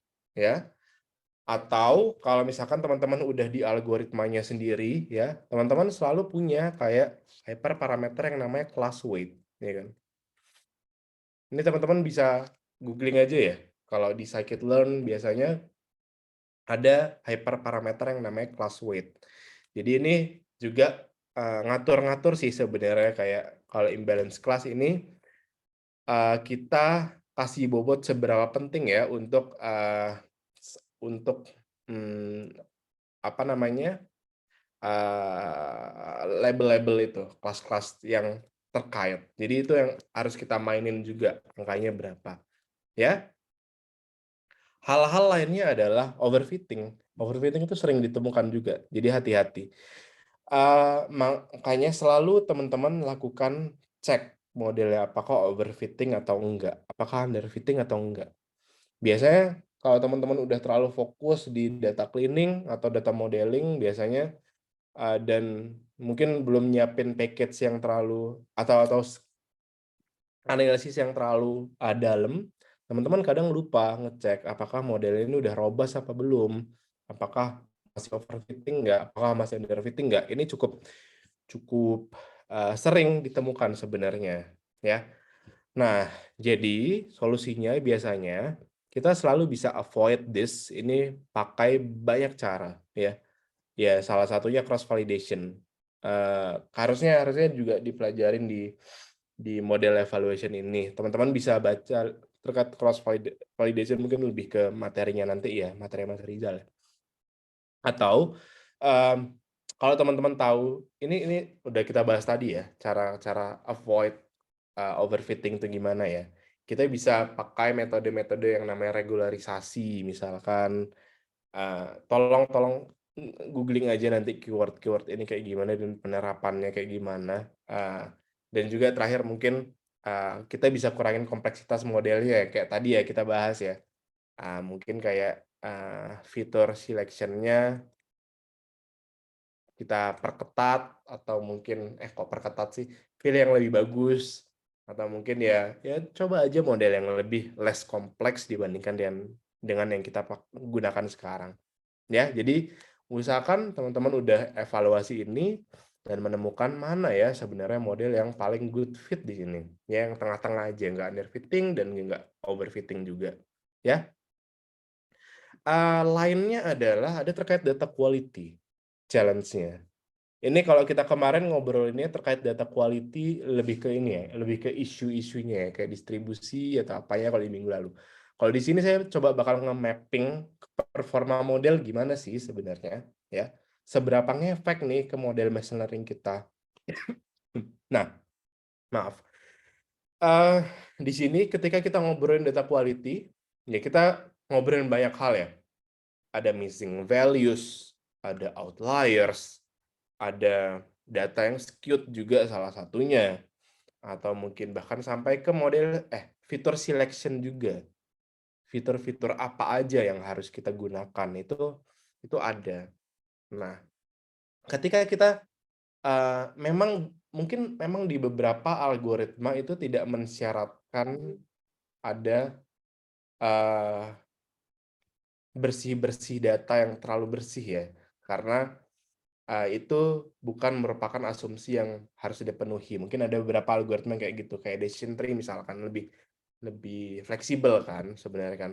Tapi kalau kita ngelihat deep dive lagi ke performa evaluation matrix-nya, ini biasanya bakal ada menimbulkan bias nih di evaluation matrix kita. Pun juga di model performanya juga bakal jadi jelek sekali kalau di sini kita ngelihat, ya. Maka dari itu, penting banget ya buat nge-clean dan pre-process data ya, biar performanya lebih bagus, modelnya juga convergence-nya lebih cepat, terus juga lebih robust akhirnya data kita untuk digunakan di prediksi model kita nantinya. Nah, ini contoh-contoh impact dari data quality ya, kalau kita nggak bersih-bersih datanya ya. Saya nyomot dari satu paper ini sebenarnya, dari Petrophysics, menarik bukan dari computer science. Data quality consideration for petrophysical machine learning models. Nah, di sini ada beberapa case dari missing data, ya. Contohnya, kita bisa ngelihat di yang nomor 3 dulu ya. Nomor 3 ini adalah datanya komplit, 100% datanya komplit, nggak pakai apa-apa. Nah, ternyata kalau kita ngelihat di poin yang pertama dan yang kedua, ini dia disimulasikan ada missing datanya nih di sini. Dan kalau ada missing data, dia lebih kayaknya barisnya di drop, kalau saya nggak salah ingat di papernya, kalau nggak salah. Makanya dia nge-mention di sini ada 20% training data, 50% training data, jadi nggak keseluruhan training data yang mereka pakai ya di sana ya. Itu pertama. Yang kedua adalah, mohon maaf kalau di sini kasusnya regresi. Ya, aku kayaknya di kuliah ini nggak belajar regresi terlalu banyak ya. Tapi di sini adalah kita di sini pakai regresi, dan kita di sini untuk evaluasinya ngitung yang namanya error. Ya. Ya. Jadi kalau teman-teman ngelihat di sini ada RMSI atau MEI, ini adalah error dari regresinya. Nah, teman-teman cukup tahu, semakin besar errornya, semakin jelek modelnya. Ya. Kalau kita ngelihat di sini, di masing-masing plotnya, yang hitam itu adalah data aktualnya, ground truth-nya, ya. Yang merah itu adalah prediksi modelnya. Ya. Kita ngelihat di plot pertama ini. kayak line antara yang warna merah dan yang warna hitam, ya ini gap-nya besar ya. Kalau gap-nya besar artinya error-nya besar. Yang kayak gini, ini gap-nya besar banget kan. Ini error-nya besar banget artinya, ya. Nah, jadi banyak sekali gap yang besar, error yang besar ketika kita menggunakan training data yang paling pertama ini. Cuman 20% dari total training data. Nah, setiap kita naikin persentase dari datanya 50%, dari 20% jadi 50%. Kita ngelihat ya, gap-nya nggak sebesar ini ya. Dari yang kayak gini, dia gap-nya jadi nggak sebesar itu. Pun hal yang sama juga ada di bagian ini ya. Ini ada gap ini. Di sini tuh gap-nya turun. Ya kan? Dan seterusnya ya. Kayaknya banyak ya contohnya. Di sini, dan di sini juga. Gap-nya turun juga ya. Kalau teman-teman ngelihat ya. Kalau kita hitung pun errornya, RMSI dan MAE-nya, ini intinya adalah kayak aggregated dari total errornya ini, ya. Semakin kecil ya RMSI-nya dari 12 jadi 7, MAE-nya dia dari 9 jadi 5. Jadi semakin kecil ya errornya ya, semakin bagus. Ya. Inline juga ketika kita menggunakan datanya dengan lebih komplit, 100% dari datanya. Gap-gap yang tadi ini udah hilang nih, udah cukup lebih relevan lagi nih. Ya kan, nggak ada gap yang sangat besar. Error-nya pun juga turun signifikan sekali. Dari 4 buat RMSI-nya, MAE-nya jadi 3. Nah, maka dari itu penting sekali buat kita ngebersih-bersihin kalau ada missing data, mungkin kita harus eksperimen sih sebenarnya. Apakah harus di-drop atau apakah harus di-impute dengan cara yang relevan. Kita udah bahas ini di minggu lalu ya, gimana cara kita kayak melakukan sensitivity analysis ketika kita mau melakukan imputasi data, itu penting. Jadi pastikan setiap decision yang teman-teman lakukan di data teman-teman itu ada landasannya. Kenapa kok pakai itu? Apakah memang gara-gara pakai itu evaluasinya lebih bagus atau enggak? Kayak gitu-gitu. Jadi cukup penting kalau teman-teman ada kasus-kasus kayak missing data gini di data quality untuk improve model machine learning-nya teman-teman. Ya. Hal yang serupa juga mirip kalau teman-teman punya noisy data. Noisy data mungkin lebih ke arah kayak outlier mungkin ya. Nah, di sini di sini ada beberapa poin. Ada 4 part di sini. Data yang original yang nggak ada apa-apanya, terus ada yang pakai noise yang normal, 50% dari noise yang normal, 100% dari yang normal noise. Intinya ada noise lah di 3 kondisi ini. Dan kita bisa ngelihat ya, ketika datanya masih ada yang noisy di sini, gap-nya kelihatannya lebih besar ya harusnya ya. Paling enak mungkin ngeliat yang bagian sini nih. Bagian ini semakin besar noise-nya, semakin besar juga error-nya. Ya kan? Jadi teman-teman harus eksperimen nih, apakah si outlier atau si noise ini benar-benar berpengaruh apa sih sebenarnya di datanya teman-teman. Kalau memang ternyata bisa lebih dihilangin noise-nya dan itu ngefek impacted to the performance a lot, teman-teman juga harus ngurangin itu secara signifikan juga. Ya. Lainnya adalah mungkin terakhir kalau di data quality ada incorrect feature selection. Ini menarik sih sebenarnya salah satu contoh yang menarik yang saya temuin kalau di paper ini. Cuman saya mungkin belum deep dive lebih dalam terkait ini. Ya, ada contoh di mana semakin besar fitur itu tidak melulu mempunyai performa yang lebih bagus. Nah, kalau kita ngelihat ya, yang kiri ada 7 fitur, yang kanan ada 3 fitur. Ya, lebih banyak yang 7 ya, yang kiri. Tapi kita ngelihat di sini, hasil errornya itu lebih besar. MAE-nya lebih besar, RMSI-nya pun lebih besar, R-square-nya pun lebih besar. Dan kalau kita ngelihat datanya, data dengan menggunakan number of features 7 ini lebih scattered around kemana-mana. Ya, ketimbang kita pakai di fitur yang cuma 3 ini. Jadi lebih relevan. Mungkin ini saya jujur belum baca ini terlalu deep, tapi mungkin ini sangat berlaku di model-model yang sifatnya linear ya, kayak linear regression atau logistic regression. Dari autornya mungkin belum terlalu deep, atau saya mungkin yang belum baca terlalu deep kalau penerapan algoritma yang lebih apa ya, non linear kayak decision tree yang teman-teman pelajarin, atau mungkin kayak apa namanya SVM itu seperti apa. Tapi selalu mindful aja teman-teman ketika penambahan fitur itu tidak selalu melulu meningkatkan performa dari modelnya.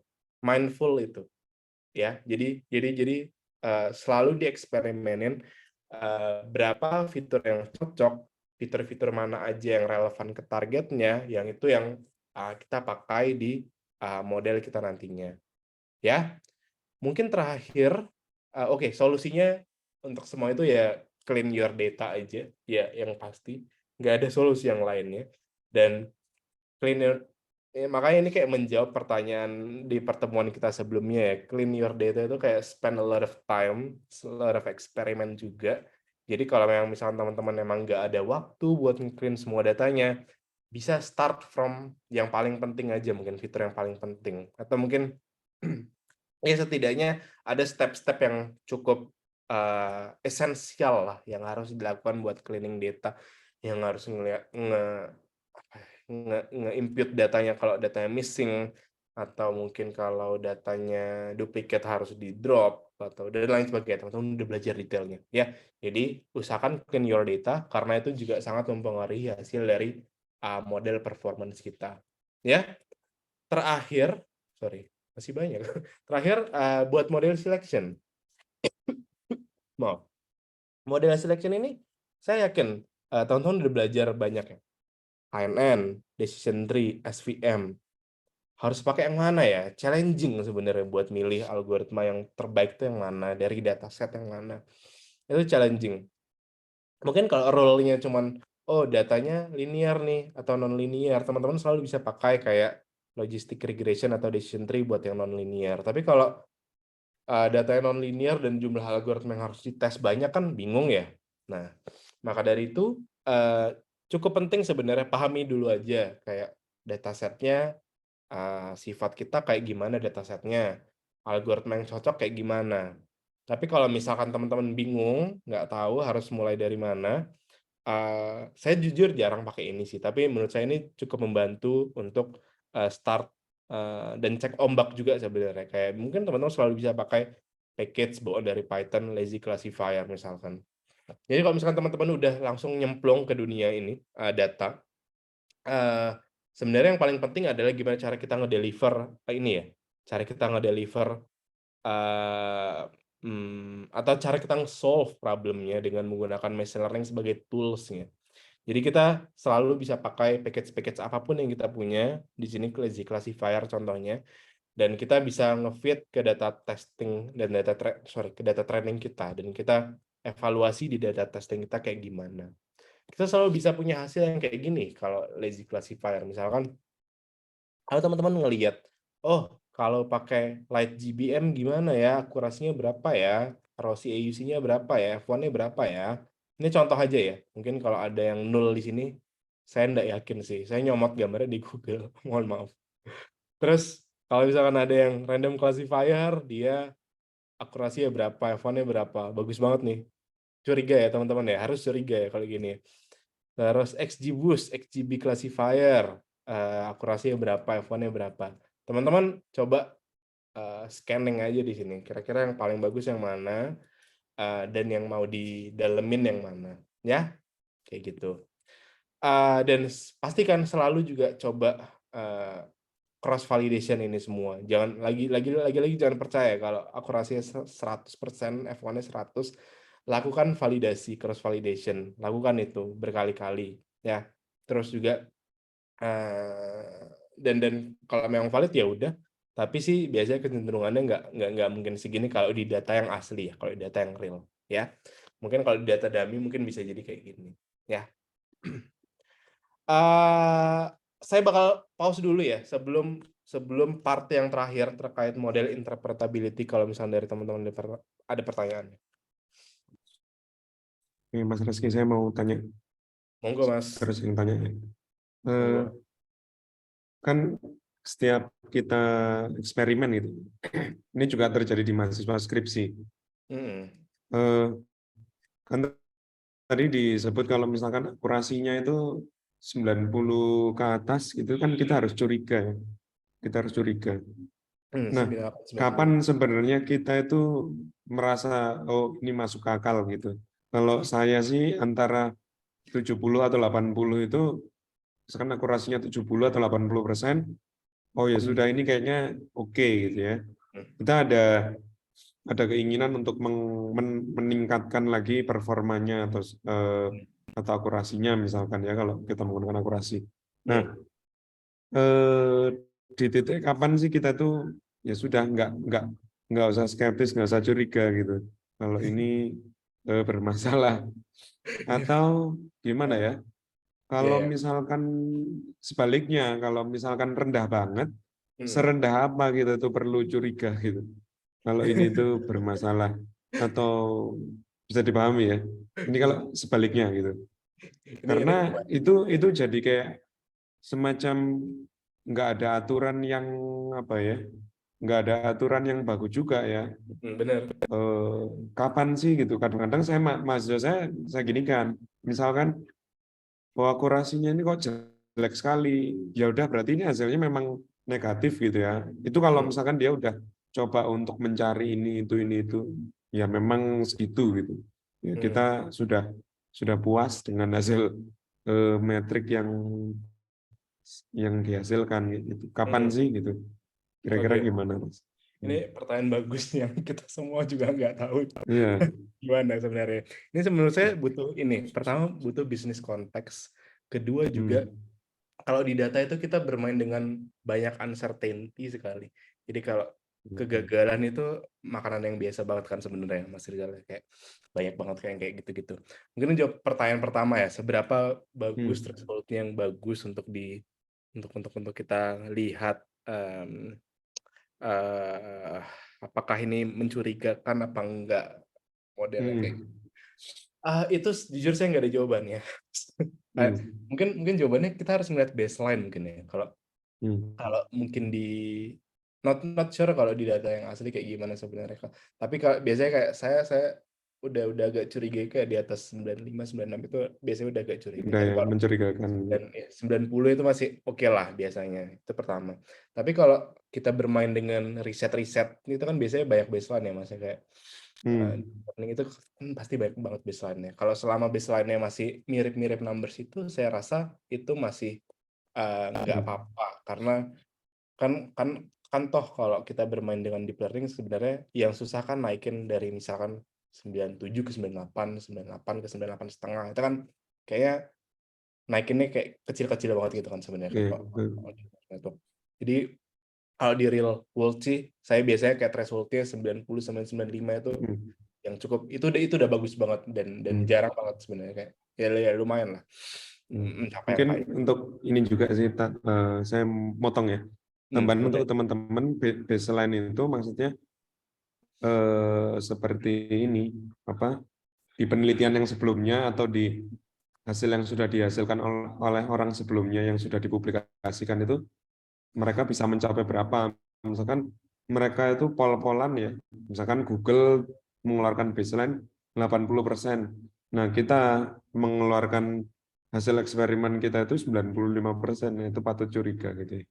Jadi Yes. eh, memang angka-angka baseline itu bisa jadi acuan ya Mas Rizky. Yes, itu penting sih makanya untuk riset. Apalagi kalau di dataset yang sama kan, kalau di riset-riset itu Ya, ya, pasti ya, ya. ada Datasetnya kan sama ya, pakai dataset yang sama kok kita bisa di atas 95 atau 99 gitu. Nah, itu udah itu hati-hati. ini ya, mencurigakan. Iya. Itu yang pertama. Yang kedua tadi yang lebih ke underfitting ya, yang bawahnya Ya. Mas. Mm-mm. Ini sekali lagi ya kayak data itu banyak uncertainty. Ini yang selalu saya kerjakan sebenarnya selalu saya kerjakan di Gojek di tim Maps, apalagi tim Maps banyak sekali uncertainty yang terjadi. Pertama itu sangat common, ketika kayak kita dapetin kayak, oh ternyata, performanya cuman, di bawah 60 atau bahkan cuma 60 sampai 6 berapa, itu common. Dan artinya apa ya, kita harus melakukan iterasi lagi dan ya itu nggak harus diimplementasi anyway, karena ya banyak false prediction yang terjadi kan di sana. Jadi Ya. kalau di dunia nyata itu sering terjadi, dan kalau memang jelek itu nggak akan dipakai, itu pertama. Tapi kalau di kasusnya skripsi kayak riset kayak gitu, saya rasa mirip-mirip mungkin ya harusnya Mas ya. Kalau memang dari mahasiswanya metodenya udah masuk akal, udah sesuai semuanya, tapi secara fiturnya juga udah dieksplorasi dari A sampai Z, dari algoritma juga udah dari A sampai Z juga, dan ketemunya segitu, ya kita selalu bermain dengan ketidakpastian kalau di data, dan itu selalu apa ya namanya, selalu wajar kejadian. Nah, notes-nya lagi, sekali lagi menurut saya baseline itu penting lagi-lagi ya. Kalau memang misalkan dari riset sebelumnya ada baseline yang menggunakan data yang mirip dan ya mirip-mirip, ya kenapa enggak kita compare dua-duanya. Tapi kalau benar-benar datanya totally new dan ya semuanya udah metodologinya udah sesuai, ya dapatnya segitu, ya Ya. sebenarnya secara modeling ya udah nggak bisa diapa-apain kan sebenarnya Mas. Mungkin rekomendasinya lebih ke arah, kalau di real world sih sebenarnya rekomendasinya ke arah bisnis ya, lebih ke arah bisnis ya. Tapi kalau di riset mungkin Mas Rizal bisa nambahin ya, harusnya kayak gimana ya Mas ya, gitu. Oke, oke.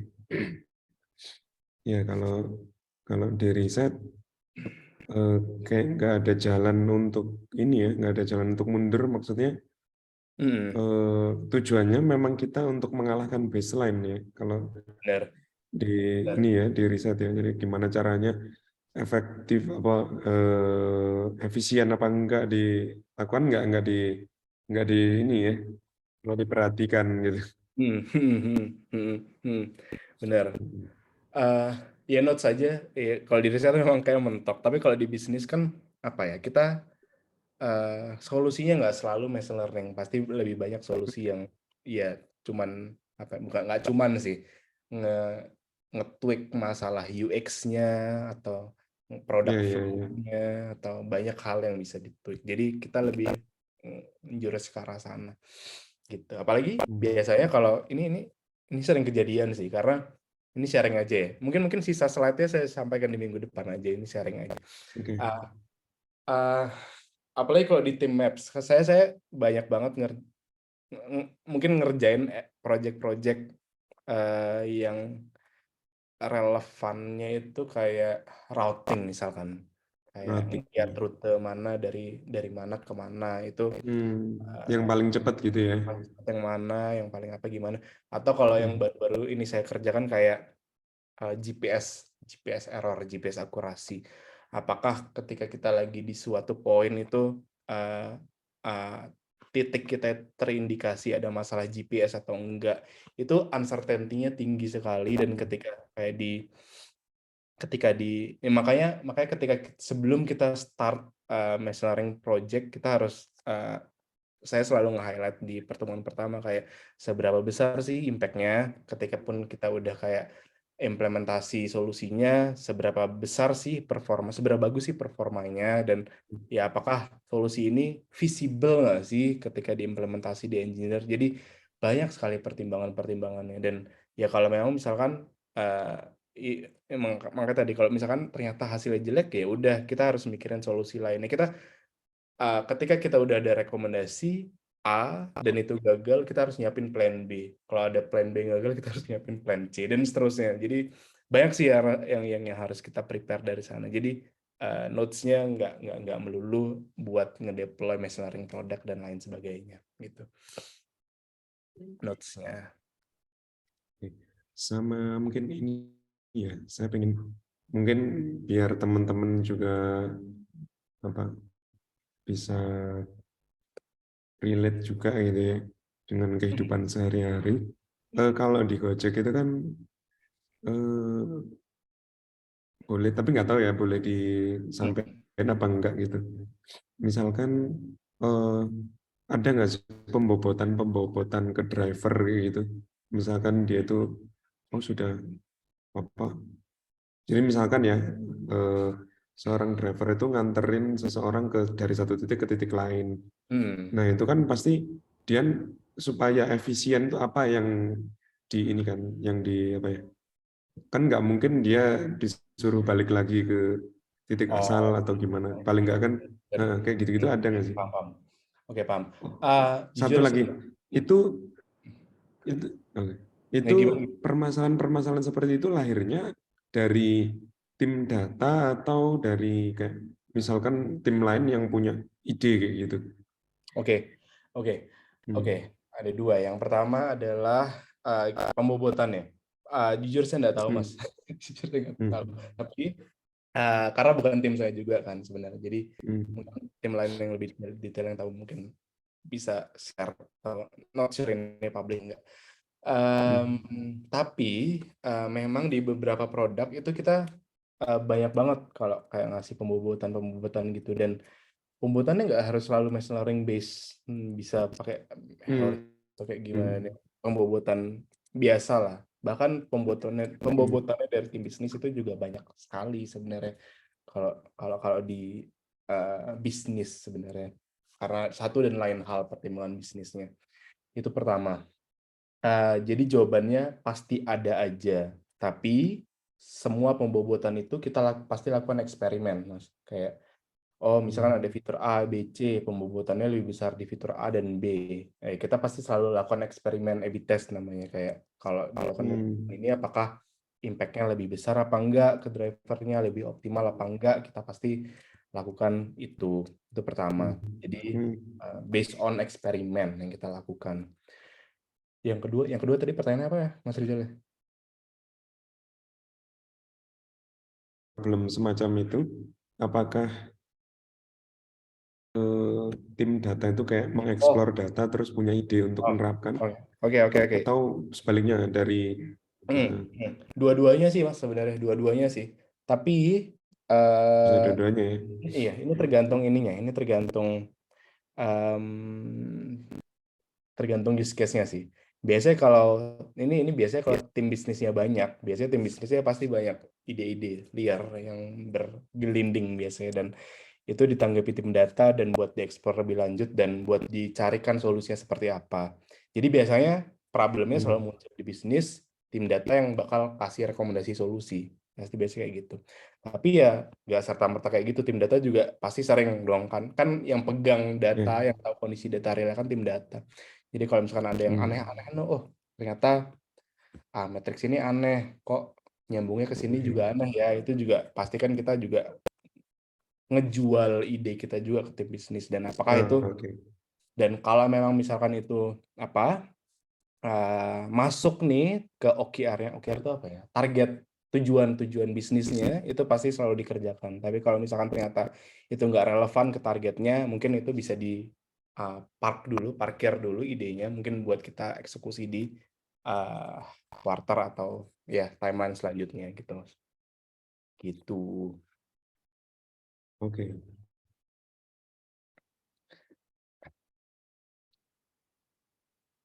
Oke.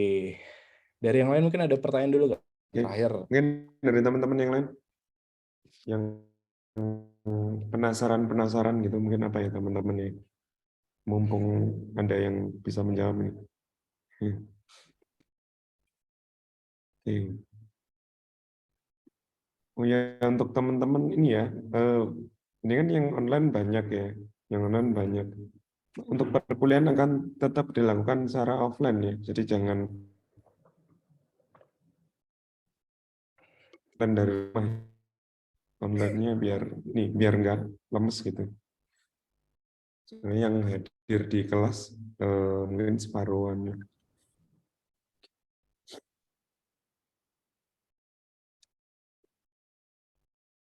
Ya, mungkin ada yang lain, ada pertanyaan mungkin? Ya, mungkin nggak ada masalah sih. Oke. Em, Kalau nggak ada, mungkin kita cukupkan aja ya, Mas Rizal ya.